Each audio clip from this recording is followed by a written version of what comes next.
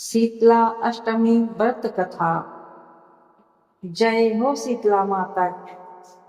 सुनिए शीतला अष्टमी की पावन व्रत कथा। प्राचीन काल की बात है।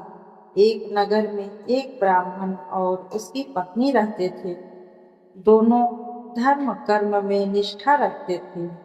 ब्रह्मणी शीतला माता की परम भक्त थी। वह हर वर्ष श्रद्धा से शीतला अष्टमी का व्रत करती और माता को ठंडा भोजन अर्पित करती। वह अष्टमी से एक दिन पहले सारा पकवान पूरी कढ़ी हलवा चावल बनाकर रख देती थी। अष्टमी के दिन प्रातः काल उठकर स्नान करके शीतला माता की पूजा करती, उन्हें भोग लगाती और वही ठंडा प्रसाद स्वयं व परिवार को देती।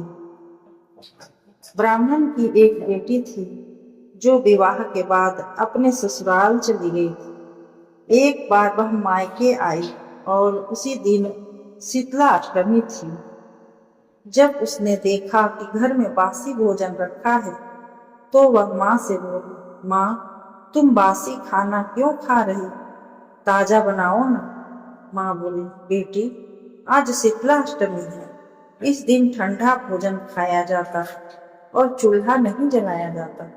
परंतु बेटी ने माँ की बात को तुच्छ समझा। ससुराल लौटने के बाद अगले वर्ष जब शीतला अष्टमी आई तो उसने चूल्हा जलाया, ताजा खाना बनाया और उसी से माता को भोग लगाया। कुछ ही दिन बाद उसके बच्चों को चेचक निकल आई, पूरे शरीर में फोड़े फुंसियां हो गई। बहुत उपचार किया पर लाभ नहीं हुआ। तब वह मायके आई और माँ से कहा, माँ मेरे बच्चों को एक ऐसी बीमारी हो गई है। माँ ने पूछा, क्या तुमने व्रत सही विधि से किया था?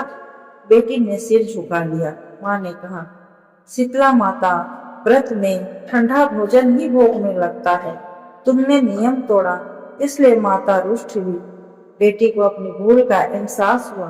अगले वर्ष उसने विधि पूर्वक व्रत किया। एक दिन पहले भोजन बनाया, माता को ठंडा भोग लगाया, व्रत कथा सुनी और प्रसाद ग्रहण किया।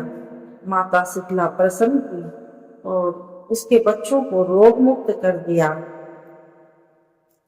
जो श्रद्धा से शीतला माता का व्रत करते हैं, शीतला माता उनके घर से रोग शोक और दुख दूर करती है। उनके घर में सुख शांति और समृद्धि का वास होता है। बोलिए शीतला माता की जय।